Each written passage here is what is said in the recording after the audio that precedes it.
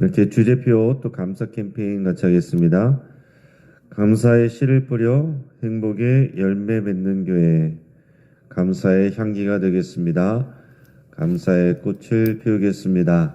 감사의 열매를 맺겠습니다. 아멘. 이번 주 묵상 말씀 에베소서 5장 20절 21절 우리 한번 같이 읽겠습니다. 범사에 우리 주 예수 그리스도의 이름으로 항상 아버지 하나님께 감사하며 그리스도를 경외함으로 피차 복종하라. 아멘. 하나님께서 오늘 우리에게 주시는 말씀은 아모스서 3장 1절에서 8절까지의 말씀입니다. 오늘 본문을 통해서 나는 너만 알았다 라는 제목으로 말씀의 은혜를 같이 나누겠습니다.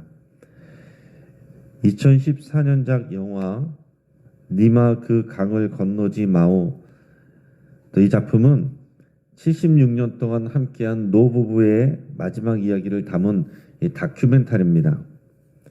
강원도 산골 마을에 사는 98세 된 조병만 할아버지와 89세 강계열 할머니의 그 일상을 보여주는 것인데 그들의 깊은 사랑과 이별을 그려냅니다.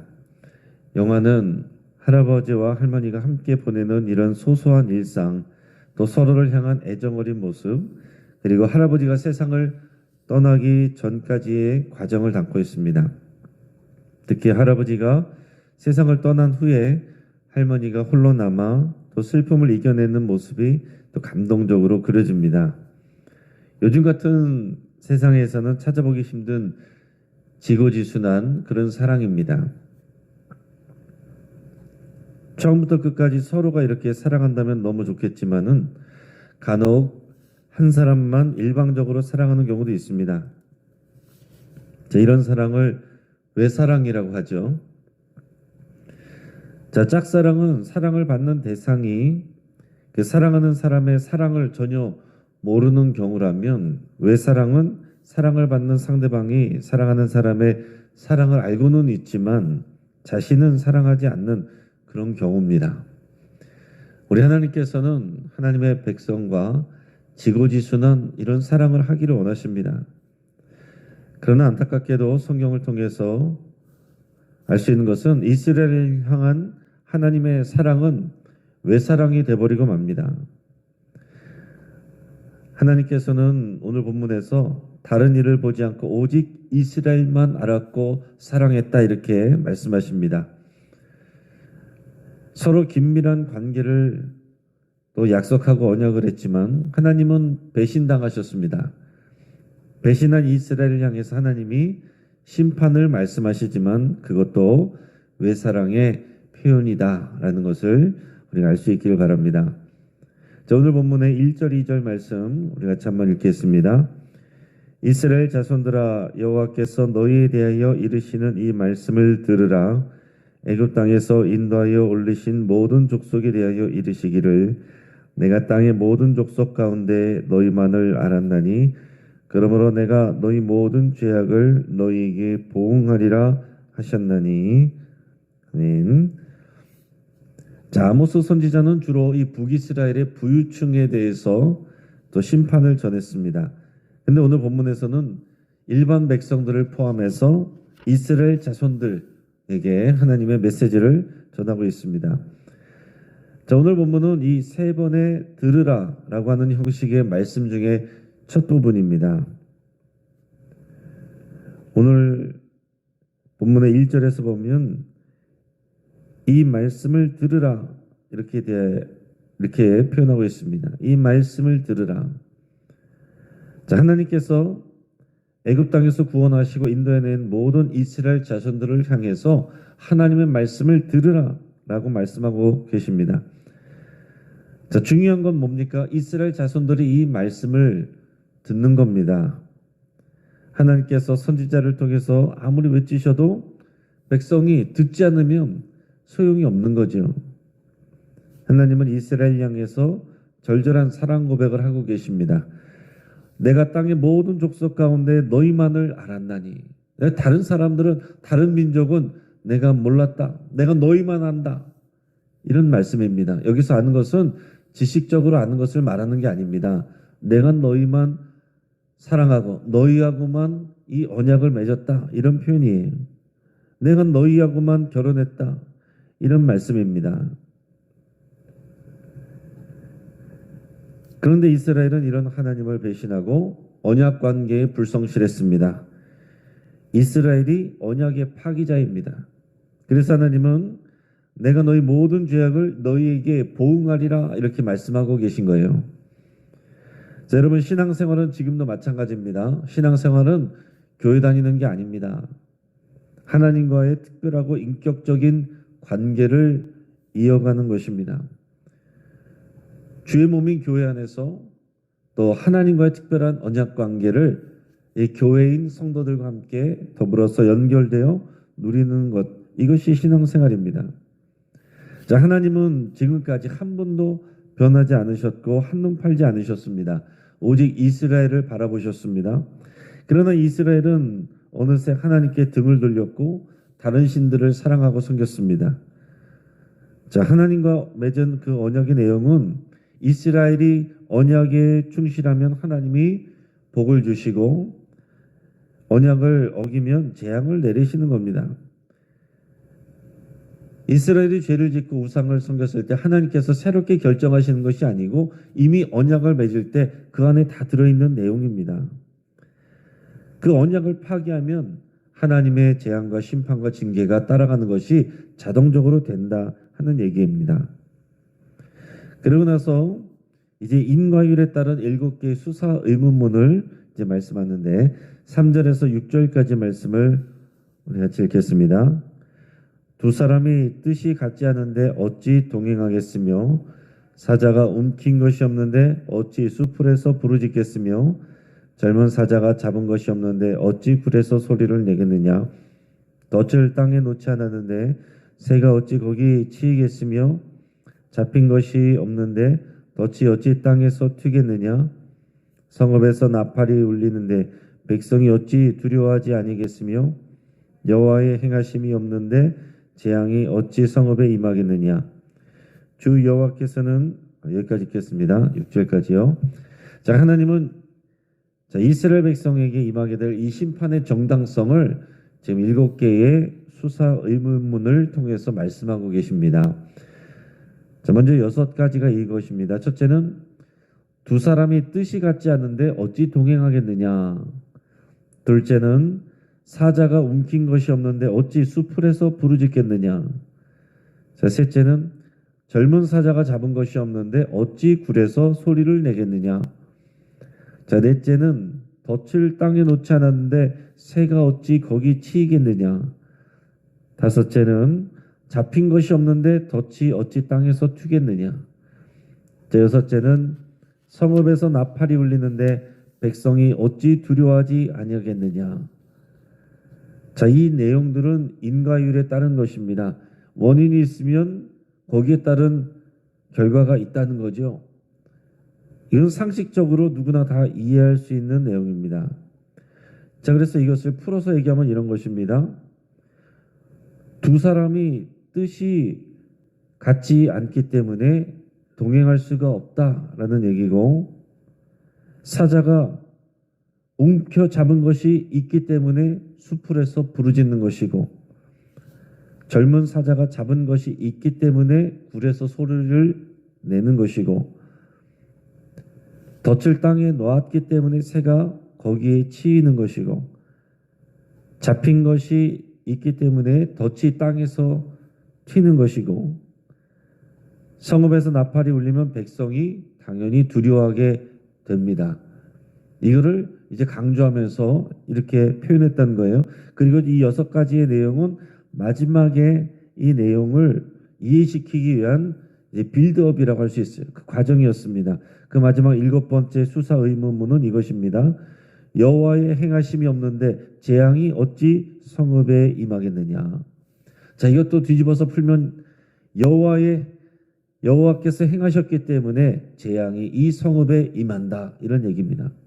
이 재앙이 임할 것인데 이 재앙은 여호와 하나님께로부터 오는 것이다. 하나님의 징계와 심판이다. 이런 내용입니다. 자, 그런데 지금 이 북이스라엘의 상황은 가장 역사적으로 번영하던 시기입니다. 그렇기 때문에 하나님의 백성들이 귀를 기울이지 않습니다. 귀를 기울이지 않고 있는데 하나님께서 이 말씀을 들으라 그러면서 하나님이 너희가 하나님과의 동행을 거부했기 때문에 내가 사자처럼 너희를 움켜잡고 내가 덫처럼 내가 너희를 덫이 새를 잡듯이 이스라엘을 잡고 심판할 것이다. 전쟁의 나팔이 울려서 백성이 두려워하게 될 것이다. 이 모든 재앙은 하나님이 행하시는 일이다. 이거를 강조해서 말씀하고 있는 겁니다. 자, 이어서 7절, 8절 우리가 읽겠습니다. 주 여호와께서는 자기의 비밀을 그 종 선지자들에게 보이지 아니하시고는 결코 행하심이 없으시리라.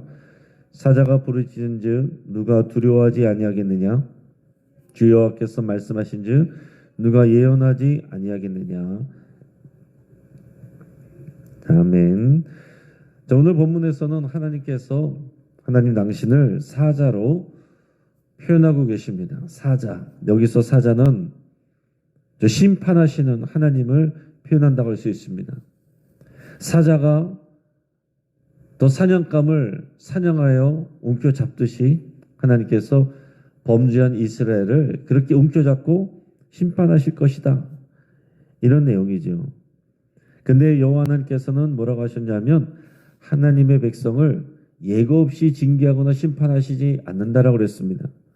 하나님의 종인 선지자들에게 먼저 보이시고 선포하게 하시고 행하십니다. 사자가 부르짖으면 사람들이 두려워하는 것이 자연스러운 인과율인 것처럼 주 여호와께서 말씀하시면 선지자는 자신의 의지와 상관없이 또 이 말씀을 백성에게 예언해야 된다라고 말합니다. 이것이 선지자의 숙명입니다. 자, 아모스 선지자는 하나님의 부르심을 받아서 선지자로 부르심을 받았기 때문에 원래는 목자라고 표현이 되어 있는데 드고아의 목자였던 사람이 하나님께서 부르셔서 이제 호세아를 통해서 북이스라엘에서도 말씀하셨지만은 남유다에서도 사람을 통해 보내셔서 또 이렇게 말씀을 전하게 하시는 겁니다. 하나님께서 또 호세아를 통해서도 아모스를 통해서도 이렇게 안팎으로 말씀하시는 건 뭐겠습니까? 어떻게든지 이런 하나님의 마음을 이스라엘 백성이 알기를 바라고 이 말씀을 듣기를 바라시는 겁니다. 자, 이제 말씀을 정리합니다. 하나님은 이스라엘 백성에게 들으라라고 말씀하고 계십니다. 뒤집어 말하면 그들이 하나님의 말씀을 듣지 않고 있다는 뜻입니다. 하나님의 말씀을 듣지 않고 있기 때문에 그들이 계약을 파기하고 하나님에게서 등을 돌리고 떠나가는 겁니다. 자, 이스라엘이 하나님의 말씀을 듣지 않는 이유는 뭐겠습니까? 지금 번영하고 평안한 상황이기 때문에 하나님의 말씀을 귀 기울이지 않아요. 그럴 때일수록 하나님의 말씀을 귀 기울여서 들어야 됩니다. 그렇지 않으면 어느 순간 하나님과 멀어지게 되고 자기도 모르는 새에 징계와 심판이 임하게 됩니다. 자, 백성의 입장에서는 갑작스러운 일이라고 느껴질 수 있지만 이미 하나님은 여러 차례 그들에게 말씀하고 계셨습니다. 하나님의 말씀이 들리지 않았고 듣지 않았기 때문에 그런 거예요. 이 번영하고 평안한 이 삶에 취해 있기 때문에 하나님의 말씀을 듣지 않았다는 얘기죠. 하나님은 항상 선지자를 통해서 미리 말씀하십니다. 그 말은 하나님은 당신의 백성이 징계와 심판을 받기 이전에 하나님께로 돌아오기를 바라신다는 뜻입니다. 여러분, 우리가 현재 고난 중에 있다면 간절하게 하나님의 말씀을 들어야 될 것이고 평안한 중에 있다면 더욱 주의를 기울여서 세미한 하나님의 음성을 들어야 됩니다. 안 듣는 사람은 계속 안 듣습니다. 듣는 사람은 어떤 상황에서도 듣습니다. 안 듣는 사람은요, 평안하고 번영한 상황에서는 바빠서 할 일이 많아서 하나님의 말씀을 듣지 않습니다. 그러다가 문제가 생길 것 같으면 문제를 해결하느라고 하나님의 말씀을 듣지 않습니다. 그러다가 문제가 생겨서 고난 중에 있으면 좌절하고 절망해서 하나님의 말씀을 듣지 않습니다. 듣지 않는 사람은 계속 안 들어요. 그러나 듣는 사람은 평안한 중에도 귀를 기울여 하나님의 음성을 듣고 문제가 생길 것 같은 상황 가운데서도 하나님께 먼저 엎드려서 기도하며 하나님의 음성을 듣고 고난 가운데 있을 때 더욱 크게 간절하게 하나님의 음성을 듣습니다.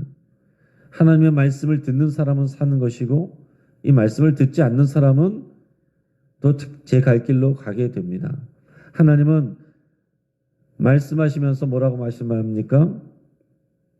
나는 너만 알았다. 나는 너하고만 결혼했다. 나는 너하고 언약했다.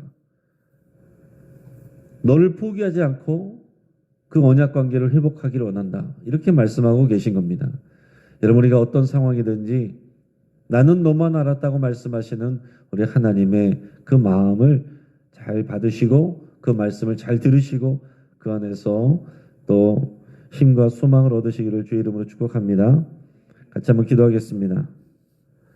오늘 말씀을 붙잡고 함께 기도할 때에 사랑하는 눈으로 나에게 주목하시는 우리 하나님께 또 감사드릴 수 있기를 바랍니다. 하나님께서 심판과 징계를 말씀하시는 것도 우리를 사랑하시는, 내가 너만 알았다라고 말씀하시는 하나님의 표현입니다.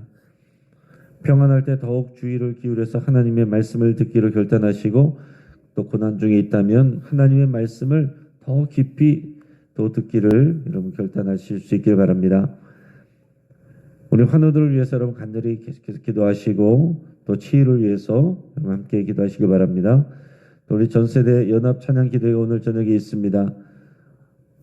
우리 하나님께서 베풀으신 은혜가 이 세대를 또 다 포괄하여 하나님의 은혜를 부어주시기를 위해서 함께 기도하고 또 우리 교회가 또 지역사회를 섬기는 여러 가지 통로들을 위해서 함께 기도하기를 바랍니다. 우리 사랑의 건강식, 또 늘 푸른 대학, 또 서울 강서 시니어클럽, 길꽃 어린이 도서관, 우장산 숲속 도서관, 또 우리가 협력하는 기관들, 방화이복지관, 방화육복지관 또 위에서 함께 기도하시고 우리가 지역사회를 잘 사랑하고 섬기는 하나님의 사랑을 또 전달하고 흘려보내는 우리 귀한 일들이 될 수 있기를 위해서 함께 기도하겠습니다. 우리 주여 한번 부르짖고 합심해서 말씀을 붙잡고 또 여러 가지 기도 제목으로 기도하도록 하겠습니다. 주여